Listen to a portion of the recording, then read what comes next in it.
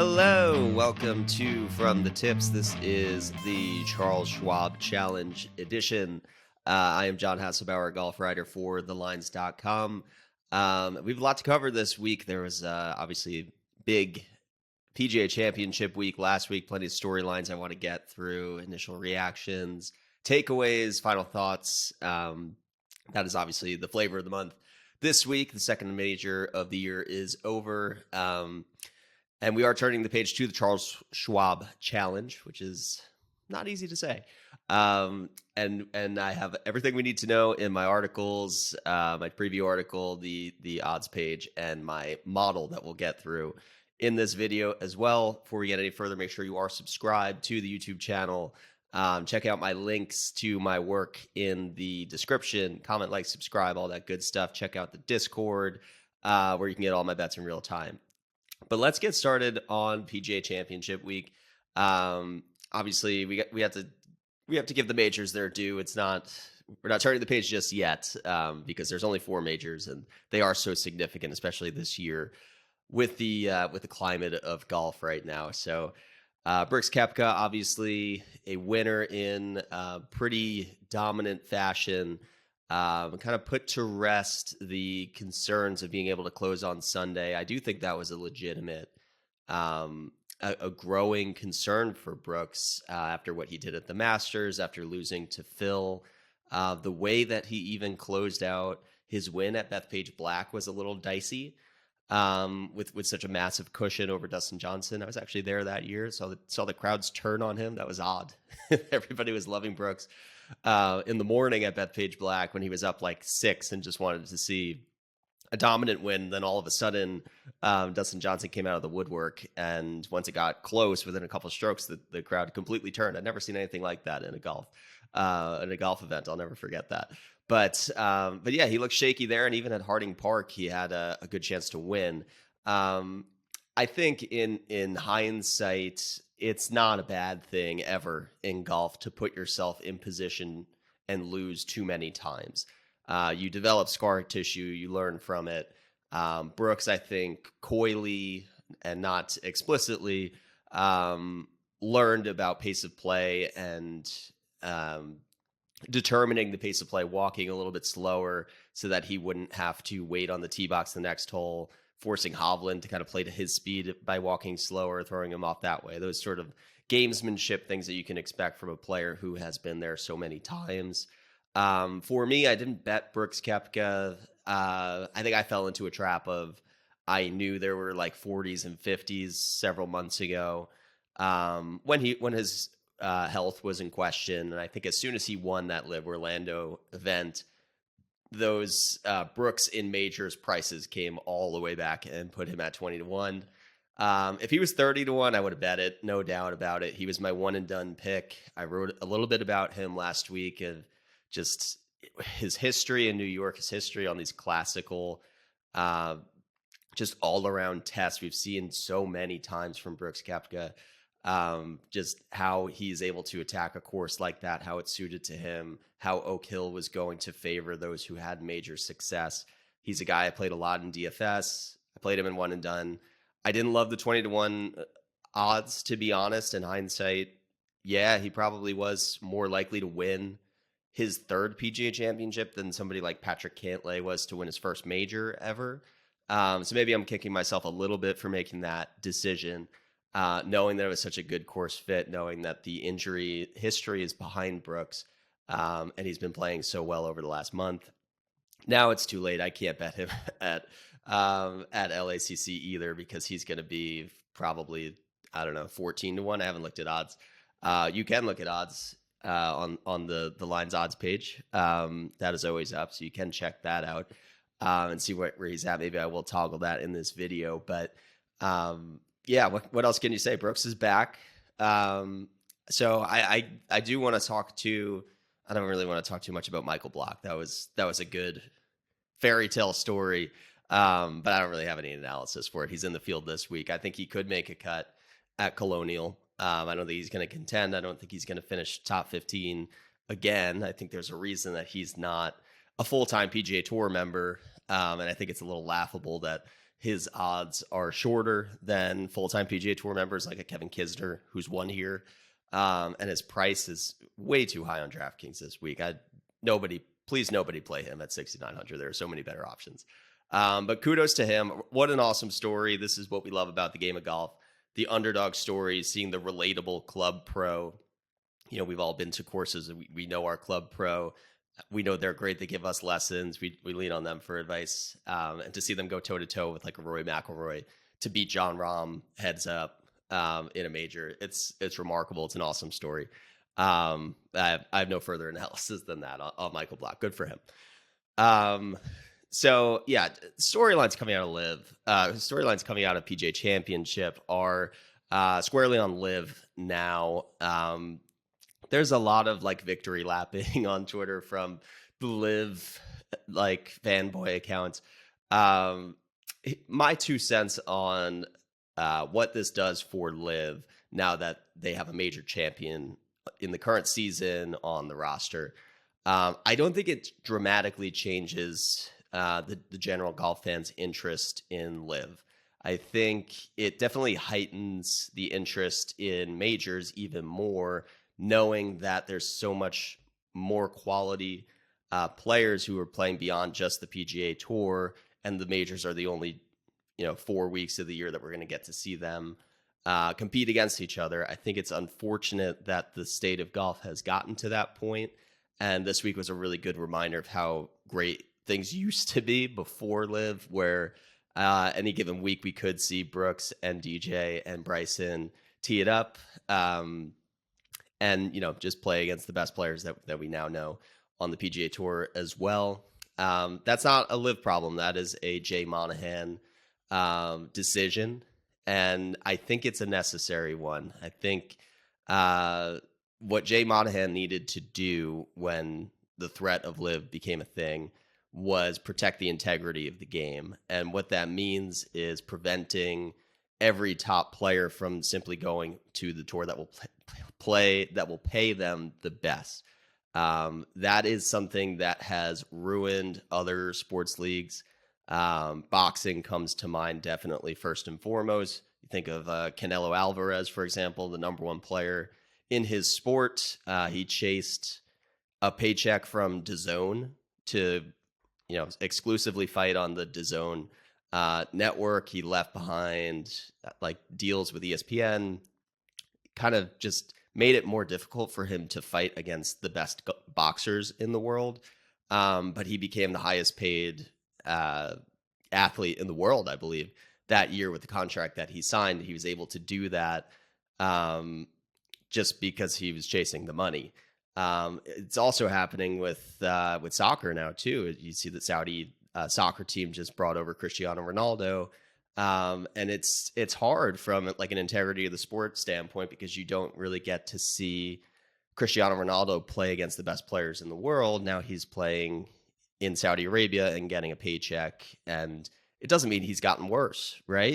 It just means we don't get to see him compete with the best of the best every single week anymore.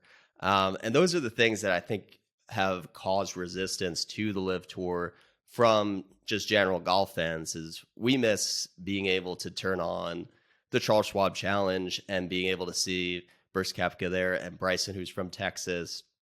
And now it's kind of like we have a little bit of a diluted field, and it's a great field this week. We have Scotty Scheffler and Spieth and Homa, Finau, Sungjae, Morikawa. Good names, but I think the middle of this board has gotten a little bit more diluted now. And now you're seeing a lot more favorites are winning. There's a little bit less competition from the middle of the board in tournaments like these. And as golf fans, I think we just want to see the best of the best play against each other. That's what happened at the PGA Championship last week. That's why it was so exciting. The other thing that is, I think frustrating to see on Twitter as a reaction to, Brooks winning is like a pushback against, a changing of opinion about LIV. I don't really understand why the LIV fans are upset that, people in the media who were originally so anti-LIV and saying it never had a chance are kind of going full circle and now saying, you know, Brooks is a great player and we should have seen this coming, blah, blah, blah. Like, we shouldn't want people to be stubborn on their opinion from over a year ago with a league as dynamic as Live that has made so many changes between then and now.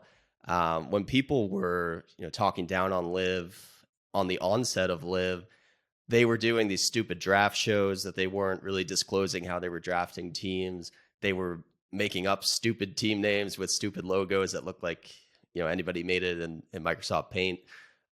They were dodging questions about why. They were just being like dishonest in interviews about why they joined the league. They were pushing, more time with my family, doing what's best for my family, and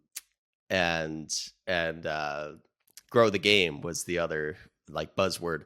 And everybody saw right through it. And because they were being phony in the interviews, I feel like that just ignited this anti-Live, these guys are full of crap movement from the general PGA Tour fans.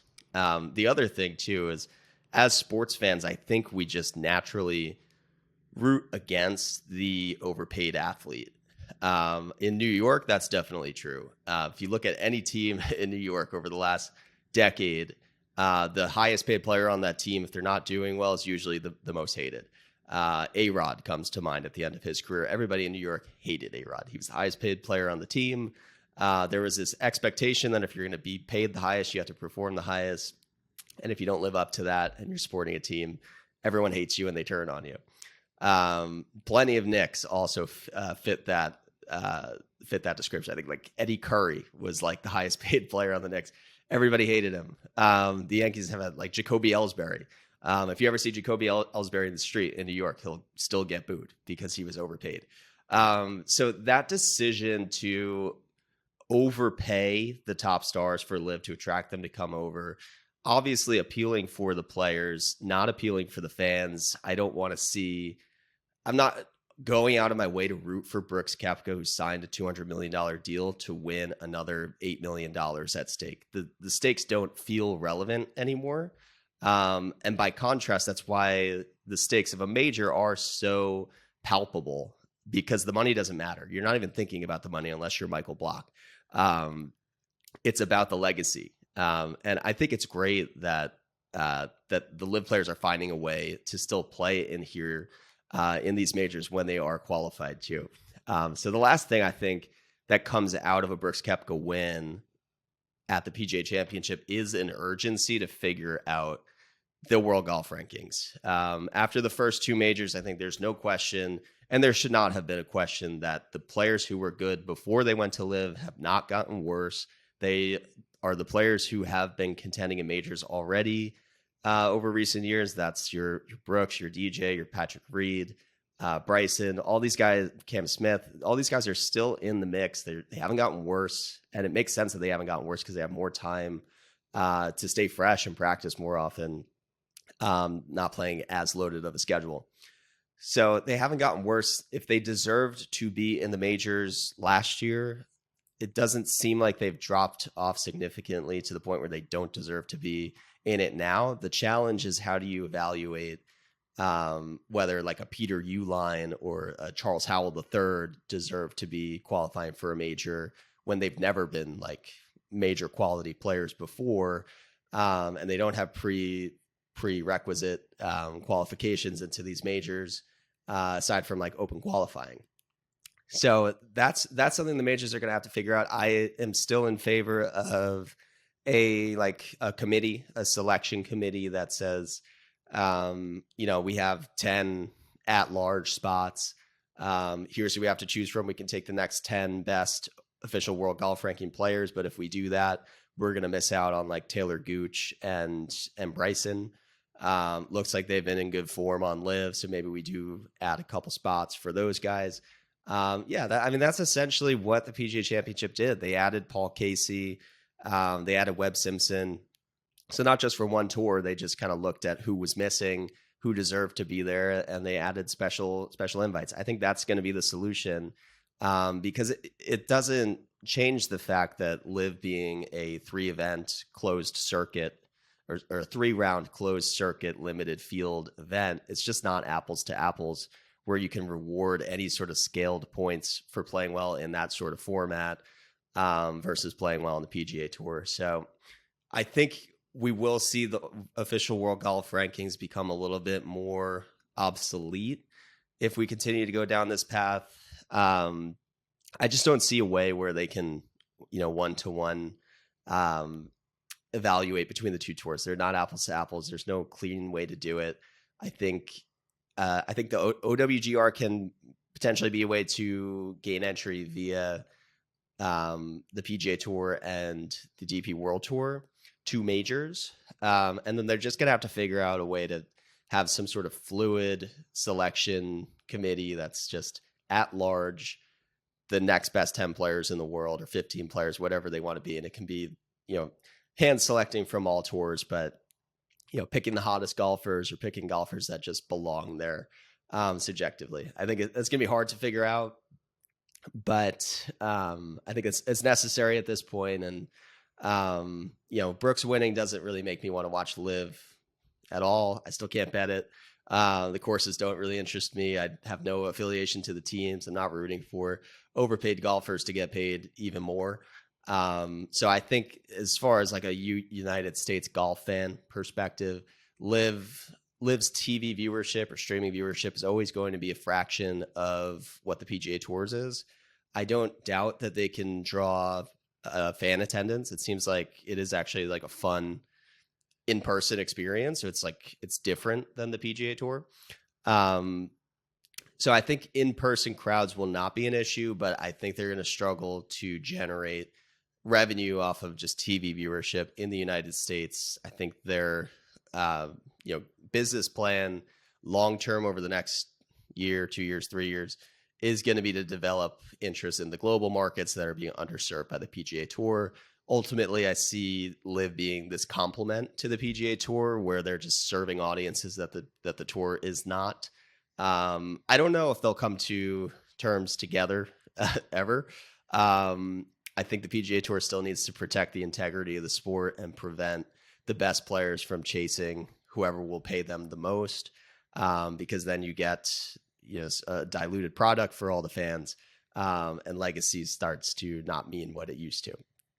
So that's all of my thoughts on the PGA Championship. It's a big week of golf. I didn't have a great outright sweat with really being between Hovland, Scheffler, and Brooks by the end of it. Did get Chris Kirk on the top 30, so we didn't leave empty-handed. But now it's time to turn the page and get to the Charles Schwab Challenge. So on my screen now we have my tournament preview. You can find this at thelines.com. We are going to Colonial. We are back to Texas. It's our last week in Texas for the year. We've been here already for Valero, Austin Country Club, and the Byron Nelson 2 weeks ago. So this will be the last week. We have seen at Colonial a lot of the local Texans have done well, being able to navigate the wind, which is always a unique element to Texas golf. Last year, this course was completely baked out, super dry, didn't get any rain leading up into the tournament, and by the end, the color of the greens was like changing colors. It was like browning. You could not stop the ball. You couldn't hold these firm and fast greens. They were borderline losing the course, to be honest. And Scottie Scheffler had a big lead, and he was slowly losing it because he just couldn't get an 8-foot putt to stop close to the hole. It was a wild ride, and Sam Burns benefited from posting a number in softer conditions in the morning. He ended up going to playoff. This is the tournament where Scottie Scheffler had a wedding that he had to get to. And the worst case scenario for him was to go stay in a playoff. But mercifully, Sam Burns put an end to it, I believe, in the first round. And Sam Burns picked up yet another win in his early career. So let's see. What can we say about Charles Schwab Challenge at Colonial Country Club beyond what's included in my article? I would say the cliff notes here, it's 7,200 yards at a par 70. It does play short. I believe it's 7 or 8 of the par 4s fall between 350 and 450 yards. So that is a key area of focus. It is bent grass greens that are firm and fast. Jordan Spieth has had more success here than any other player in tournament history by a long shot. He's gained twice as many strokes total at this course than anybody else in this field. Tony Finau is second with like exactly half as many strokes gained over the last like 10 appearances at this tournament. Spieth is always in contention. He comes into this week with some sort of lingering wrist issue that forced him to withdraw from the Byron Nelson that he would not have done if it wasn't a serious injury.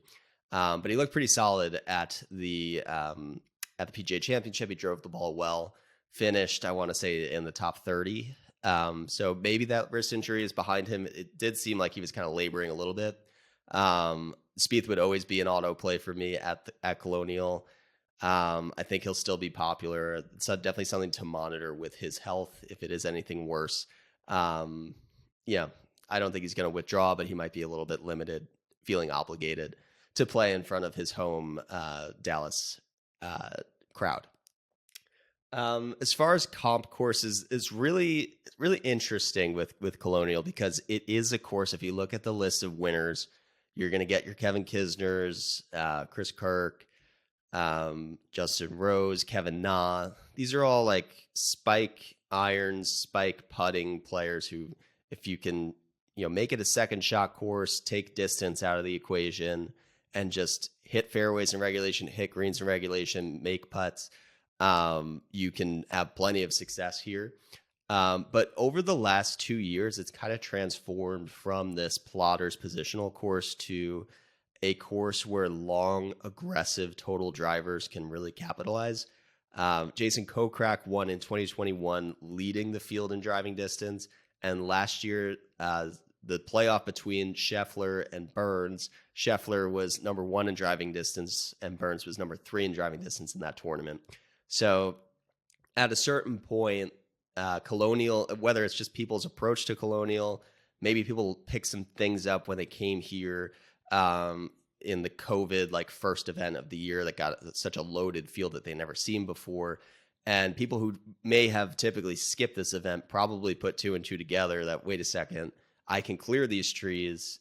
I'm not going to hit this fairway if I lay up anyway because the fairways are pinched and the rough is brutal. So why don't I just hit a big drive, try to advance it as close to the green as possible, and just not lay up here. So I think that's an element that's not going to be included in a strategy at like a Mayakoba or a Harbor Town, where if you hit driver, you will be in the trees and you literally cannot take that route. This is a place where good total drivers who don't spray the ball, who hit it far and are in control, can really get a leg up on the rest of the field. That's what Sam Burns did. That's what Scottie Scheffler's been doing here. That's what Jason Kokrak did in his last 2 years he played here. So there's sort of 2 different dynamics that you can use to attack this course. And it's also worth noting that after the end of this tournament, Gil Hanse is going to get started on a renovation project, which presumably is to address that the style in which this tournament has been played more recently, get it back to its original intent of being a positional course that can't be overpowered. So I'm looking forward to seeing what the redesign looks like.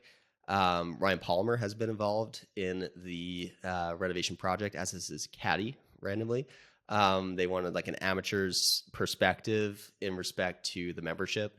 So definitely interested to see what this looks like in 2024. This will be the last year that we see Colonial Country Club look the way that that we're used to seeing it.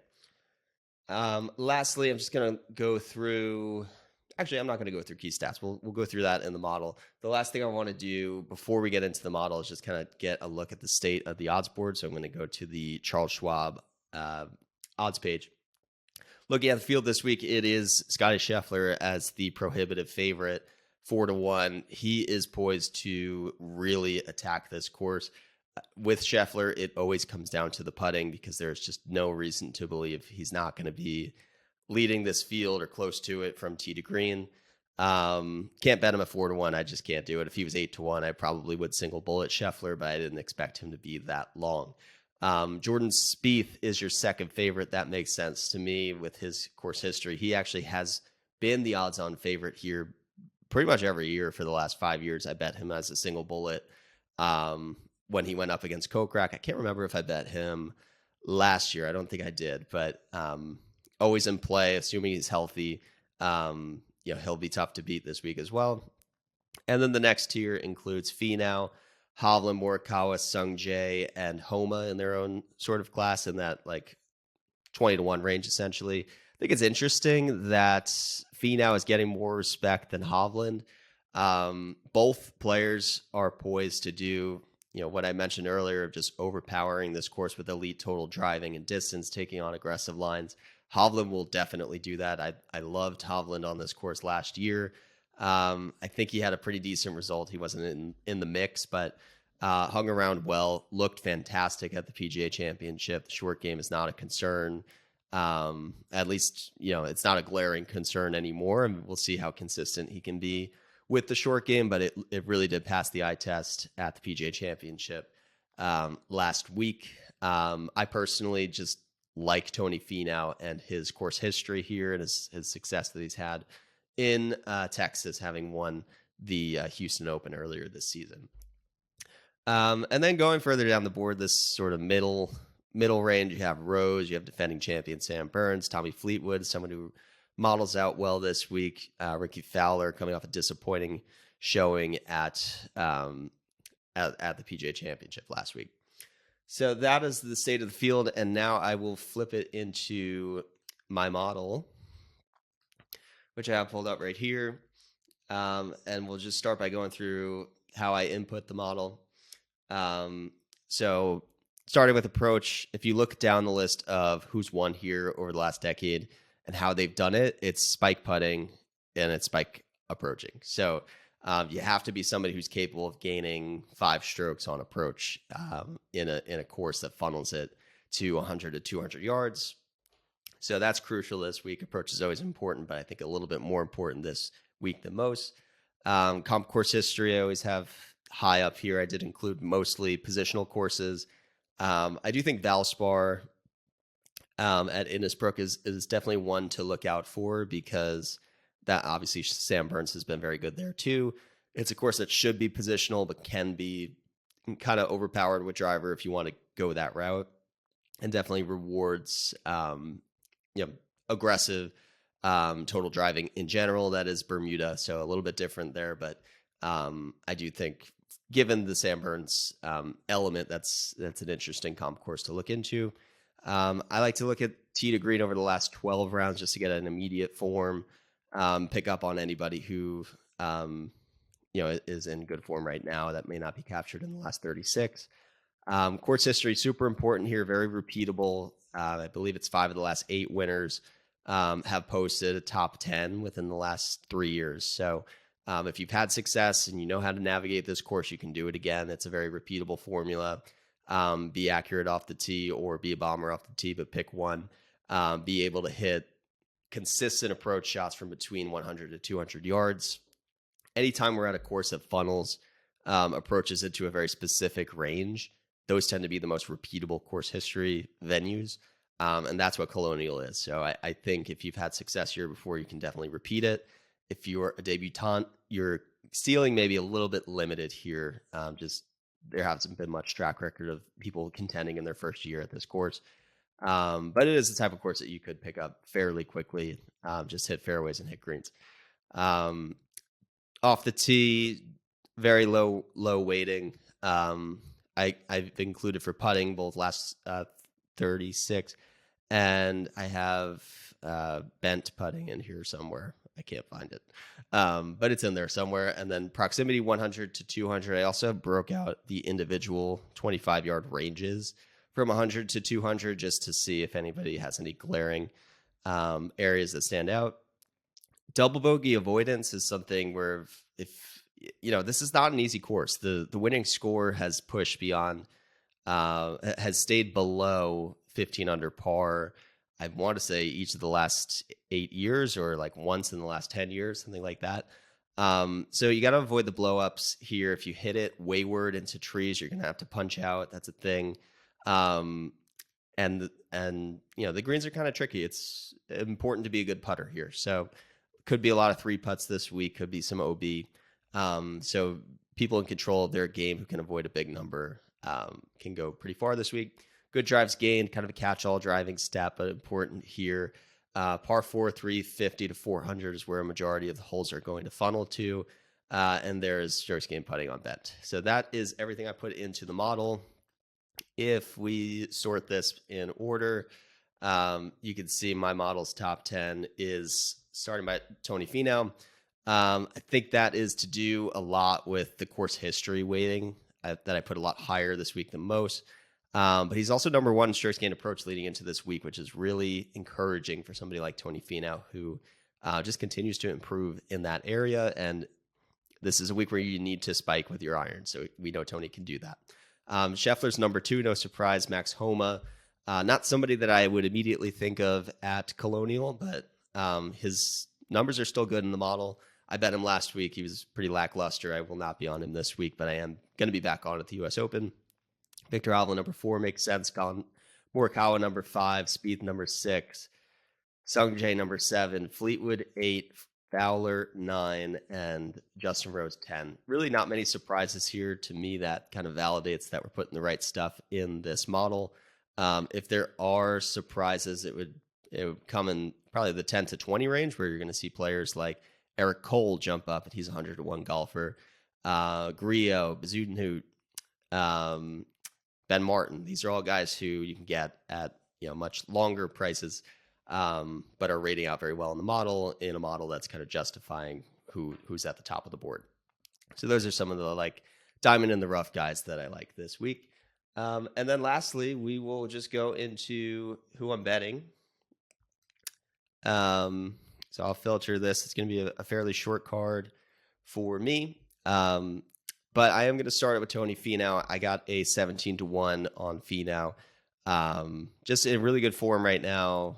Number 1 in the model, number 1 in approach, number 2 in course history behind Jordan Spieth. Putts pretty well on bent grass. Where is that? I'm having so much trouble finding bent on this model here this week, but he's top 10 in bent grass putting. He's always putted well at Augusta. Jordan Spieth, when asked about why he's had so much success at Colonial, has credited, and he has said he can't really explain why this is, but the types of putts that he hits here remind him of Augusta, not to do with any undulation or anything, but just the way that the greens react. They are both firm and fast bent grass greens. So there's some merit to that. And Finau is somebody who has always putted well at Augusta, always played well at Augusta in general. But the only Augusta comp for Colonial really is just the greens themselves. And even that is, maybe a little bit of a stretch with the undulations, but something to note. And then next on JM, he was 24-to-1. I just think that was a value bet for me. There's a lot of ways you can go at the top of the board between Sungjae and Homa and Morikawa, all guys in that 20 to 22 range. None of them touched 24. And I basically said, if any of them do, that's who I'll jump on.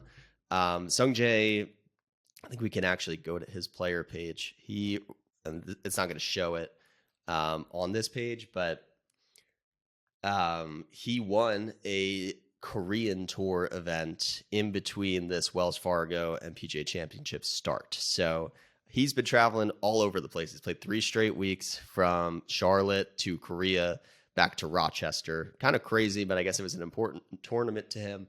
And he won it, so that's worth something. The only knock on Sungjae is that he's kind of knocked on the door but hasn't been able to close it. But you look at what he's done this season, top 10s at the Farmers, the Waste Management, the Players, the Heritage, and Wells Fargo. So he's been in the mix. He hasn't been able to quite close it.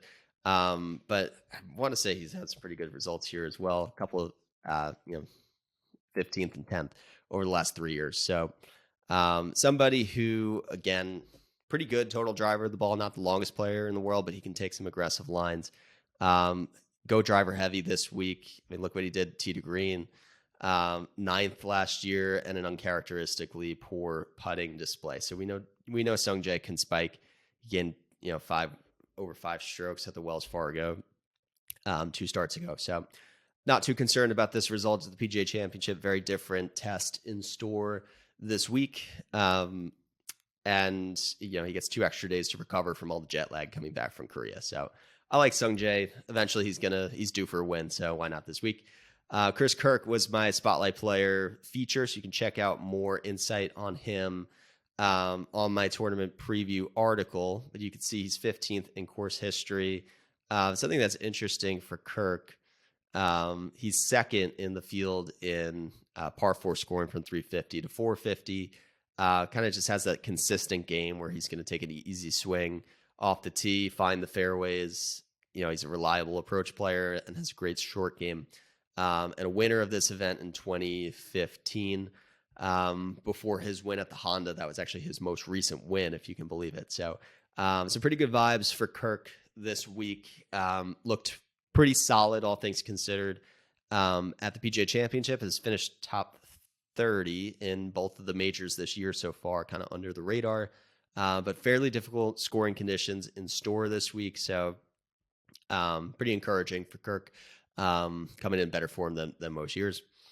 And then Andrew Putnam, I got him at 140 to 1. Somebody who, if we really just simplify what you need to do here between strokes gained approach, putting, and course history, those are the 3 things that he has on his side. And something I want to do a better job of in these videos is the filtering that I do when I do my player write-ups in the tournament preview. So what I will usually do is take all of this data, filter it, and if I want to see how many people in this field are top 30 in strokes gained approach, course history, and strokes gained putting on bent grass.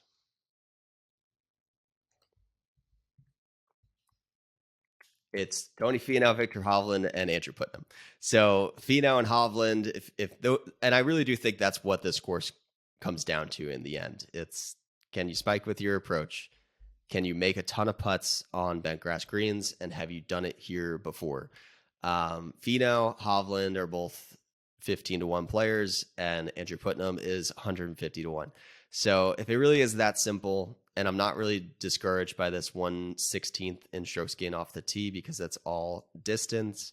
And in reality, he's one of the elites in hitting fairways, which is going to help you here at a course that doesn't really hurt you to be deficient in distance. Obviously, guys like Finau and Hovland will be able to cut corners and give themselves more looks. But Putnam has had great success at this event. He finished top 15 last year. So the lack of driving distance has not held him back. So I like to look at it this way. Sometimes when I'm trying to figure out who the best values in the field are from that perspective. I also bet Akshay Bhatia. He's not here, but just kind of on a potential bet. He was at close to 200 to 1 and hitting his irons great right now. So I just had to add him to the card. And then Ches Reavie. We got to pull up Ches Reavie's numbers too as the last thing before we go here. I got him at 450 to 1. You can see over the last 5 starts, 6th and 11th and a couple top 50s, 40th at the PGA Championship. That's decent for a 400 to 1 golfer, but it's this right here that like really shocked me. He has gained strokes putting in 6 consecutive events. He has never done that if you go all the way down his entire 15-year career. He has never gained strokes putting in 6 consecutive weeks before. The knock on Ches Reavie has always been great approach player, very accurate off the tee, but can't hit a putt. He has changed something since the Valspar, it seems, and he looks comfortable on these greens. He continues to gain. He's not just narrowly gaining. He's gained about 2 strokes plus in 5 consecutive starts now. So something is working with the putter. He played well in Texas at Valero. He played well at a positional course here, and he stood up to a tough test with a top 40. I want to say, actually, one of the low rounds of the day on Sunday. I'm not going to be able to get into that. But yeah, he looked very good on Sunday. He closed the tournament well at the PGA Championship. And if you're telling me Ches Reavie can putt now, and it's a tournament where if you hit fairways and you hit greens, where he was actually second in greens and regulation last year, and now he's going to make putts. All of a sudden, that becomes a pretty viable 400 to 1 ticket for somebody who's won at the Travelers. Similar positional type of venue. So that is going to wrap it up for me. I've been going pretty long on these videos. I want to try to cut those down a little bit, but it's the week after a major. I had a lot of major thoughts, and I want to make sure this video is also informative for the week ahead too. So that's everything I have for this week. I wish everybody the best of luck with your bets at the Charles Schwab Challenge, and thank you again for watching along.